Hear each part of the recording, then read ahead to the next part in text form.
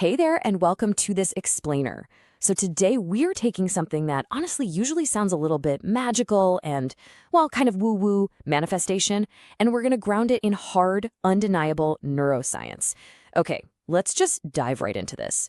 We are exploring the cutting-edge research of a world-leading psychologist, Dr. Cassandra Vietin, and her work on the science of imagination is a real game changer. It completely redefines how we create our reality.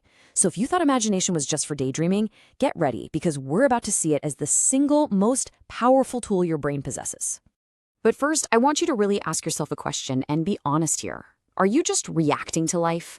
Do you wake up and instantly feel like you're stuck in this endless loop of just surviving the daily grind? Batting away whatever gets thrown at you from morning until night? Well, if that hits close to home, you are absolutely not alone. In fact, a massive 70% of people surveyed recently reported feeling this exact same way. They feel like they're just reacting to life rather than actually creating it. Now, Dr. Vietin points out that this isn't your fault. We're currently living through something she calls the Great Flattening. It's this screen-heavy culture where we literally spend all day reacting to emails on a monitor, alerts buzzing on our phones, notifications on the TV. We are deeply conditioned to just exist in a constant state of reaction. Really, there are two completely different ways to move through the world. On one side, we've got the pinball. You know this feeling. It's that exhausting sensation of getting shot out of the cannon every single morning and just bouncing reactively off alarms, emergencies, someone else's priorities. Bam, bam, bam. You aren't deciding where you go, you're just getting blasted around. But on the other side, we have the hiker. The hiker, well, she methodically walks up the mountain, she breathes deeply, she actually engages with what's around her, and she actively chooses exactly where to place her feet. To go from the pinball to the hiker, we have to activate something very specific in our brains. And that brings us to our core definition. Look, we need to completely break the myth that imagination is just for kids or Disney movies or, playing make-believe. Scientifically speaking, imagination is a powerful neurological simulator. It's a vital, hardwired tool in your brain, and it's quite literally designed to help you shift from a reactive existence right into a creative, purposeful life. And the crazy thing is, you're already using it every single day. You just probably don't realize it. Let's look at exactly how it works. Dr. Vietin outlines 3 core functions of imagination. First, it simulates reality.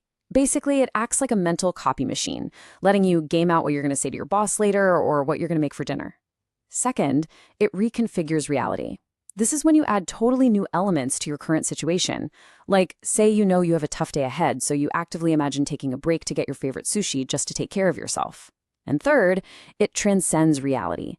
This is when your imagination completely breaks beyond what you even think is possible to help you survive unimaginable grief or, invent something that changes the whole world. But here is exactly where we get into trouble. Dr. Vietin points out that our daily reality actually has gaps. It's kind of like Swiss cheese. And because we only ever have a little bit of the available information at any given time, we constantly and unconsciously use our imagination to fill in those holes. Think about it. If a well-dressed colleague walks in, you might instantly imagine this whole story that she thinks she's better than you or that she has this perfect, flawless life. And then you treat that imagined story as a hard fact, weaving it right into your reality. And let's be real, usually the stories we fill those gaps with are highly negative. There's this famous quote attributed to Mark Twain, "I've experienced many terrible things, most of which have never happened." Our brains are constantly simulating negative outcomes. The problem here is that when you imagine a terrible scenario, your brain triggers a very real release of cortisol. So you end up experiencing genuine physical stress for threats that literally do not exist outside of your own mind. No wonder we're all exhausted, right? All right, let's get into part 1, the science of visualization and how it's actively rewiring your brain. Now that we know our brain is this constant, nonstop simulator, how do we actually take conscious control of it so it works for us instead of against us? Well, the neuroscience here is absolutely shocking. It turns out your brain barely differentiates between you physically performing an action and you vividly imagining it.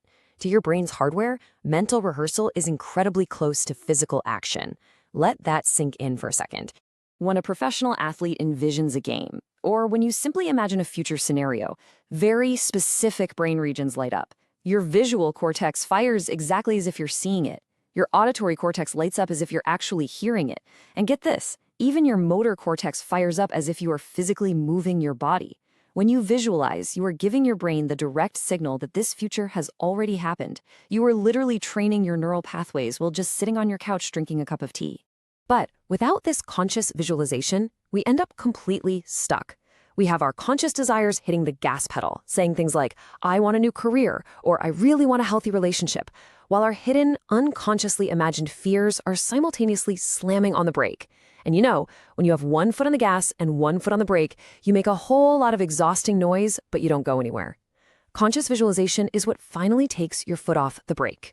Moving right along to part 2, redefining visualization. Because guys, it's not always a movie playing in your mind. I want to clear up the absolute biggest roadblock with manifestation right now. You do not have to literally see pictures in your mind to be successful at this. Actually, scratch that. Imagination is wonderfully neurodiverse, and there are highly inclusive different ways to practice it. If you can't see images, you might be a social-emotional imaginer. For you, physically writing out a new, completely different personal narrative is a profoundly powerful form of visualization. Or maybe you do better focusing on embodying a specific feeling, like practicing the physical feeling of relief. You can even use gustatory imagination, conjuring up a specific smell or taste. It all counts, and it all rewires the brain just the same. Okay, here is a highly actionable thought experiment you can literally use today if you're feeling stuck. It's called the Flip It exercise. Step 1, pick your tough situation and write down 10 crazy ways you could make it radically worse. Really go for it here. Gamble away your savings, set things on fire, whatever comes to mind. Step 2, write down the exact polar opposite of those 10 things. Step 3, just look at that list of opposites. You have just successfully bypassed your anxious, overthinking mind and generated a crystal clear, immediate roadmap for what you actually need to do next. It's brilliant.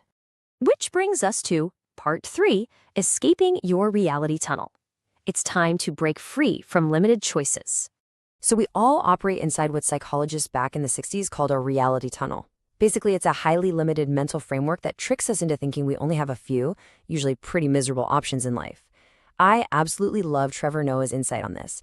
He points out that you can only dream of what you can imagine. Noah explains that growing up in poverty in South Africa, his ultimate dream in life was just getting a cast iron gate for his driveway. Why?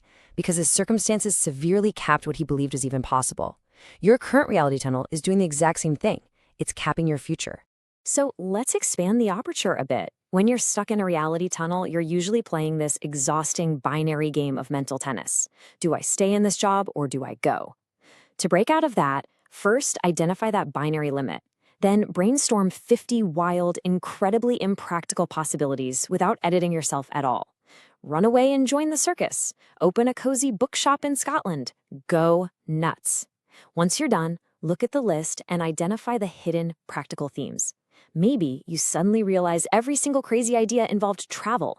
Now you know your actual desire isn't necessarily to quit your job. It's just that you desperately need to travel. You see how that opens things up? Let's dive into part 4, meeting your future self and tapping into your own unconscious wisdom. This really brings us to the climax of our explainer today. We're going to do a transformative, science-backed exercise that is specifically designed to give you a compass when you feel completely lost. Let's walk through the steps of this mental virtual reality. First, just take a few moments to breathe deeply and open your mind, really letting go of any linear logic. Second, fast forward 5 to 15 years into the future. And third, vividly imagine standing at your own front door and watch it open to reveal a future version of you who has already achieved your greatest goals. Now, a quick warning here, and this is crucial. Do not lock down the material details. Don't force this future self to be standing in some specific mega mansion holding the keys to a specific Jaguar. If you do that, your ego takes over and ruins the whole thing. Instead, focus entirely on the feeling. How does this future you feel? Do they exude freedom? Do they feel profoundly balanced, healthy, and vital? Embody that emotional state right now. And while you are standing face to face with this future version of yourself in your imagination, I want you to ask them this one specific question. What is the one thing you did to get where you are today? And then, just listen. You will honestly be amazed at the clear, pithy direction your unconscious mind will hand back to you. It acts as an immediate true north for your life. Look, in a world that feels increasingly chaotic and just flat out overwhelming, it is so easy to feel helpless. But actively utilizing your imagination is a profound act of resistance. Just like Viktor Frankl, who survived the darkest horrors of a concentration camp by intensely imagining himself teaching in a future classroom, your ability to generate hope through imagination is a sanctuary. And the best part, it's a sanctuary that nobody can ever take away from you. So I want to leave you with this final provocative thought. What is your future self telling you to do today? It is time to stop reacting to the world, step out of that pinball machine, and use the incredible science of your own imagination to start actually creating the life you deserve. Thanks so much for joining me on this explainer, and I'll catch you next time.